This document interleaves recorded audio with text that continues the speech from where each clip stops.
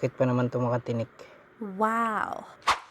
Another day, another fishing adventure na naman ang ating makikita ngayong araw. Ako nga pala si Robert at welcome sa aking vlog. Halina't samahan niyo akong mga will. Dito lang sa may tapat ng aming aplaya.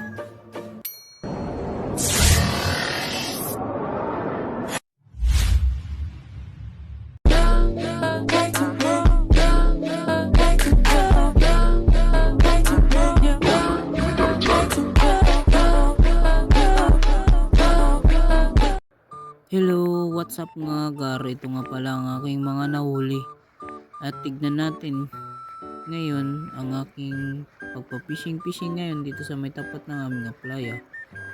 Yan, pahagis-hagis lang nga pala ako din ngayon. Ngayon, hindi pa rin makahuli, paulit-ulit na lang.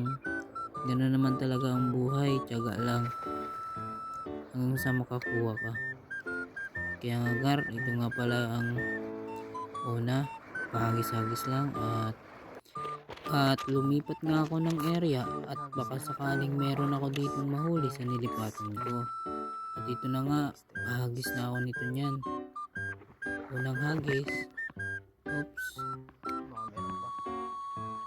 Aba, merong kumakagat. Ano?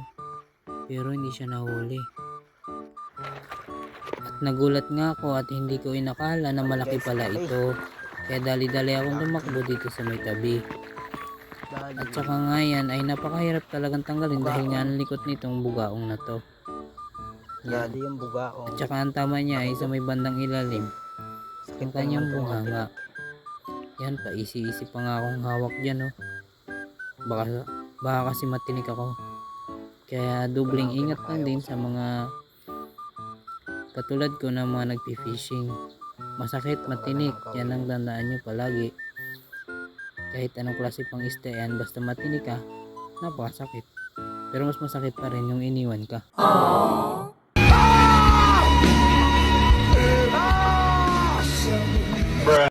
At ito nga ay pang tatlo ko ng huli. At nakikita nyo naman na napakalaki naman itong nahuli kong bugaong. At agad ko na nga itong nilagay sa aking lalagyanan. Kaya ngayon ay naghagis na naman ako. Maya maya ay meron na naman ako agad na nahuli.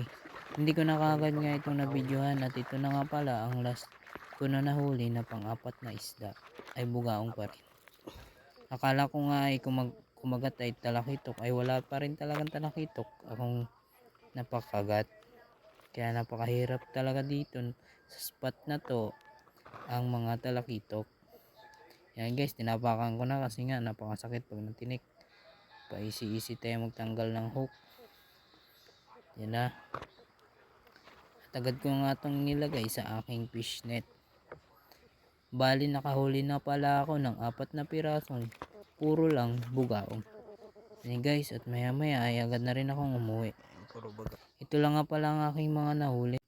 At ayan nga, nakikita nyo naman buhay na buhay. At agad na rin ako umuwi sa bahay. So, ayun ang huli Nakikita nyo natin. pala yung dalawang pusa. Yan, nandyan sila. 4 na piraso. Siyempre hindi natin yung ibibigay sa pusa. Kasi sayang naman pinaghirapan natin to. Kasi papakain lang natin dito sa mga pusa na to. At dito nga magtatapos ang aking vlog. Kaya guys, kung gusto nyo ng mga ganitong video, please like and share. At follow ang aking page na Robert's Vlog.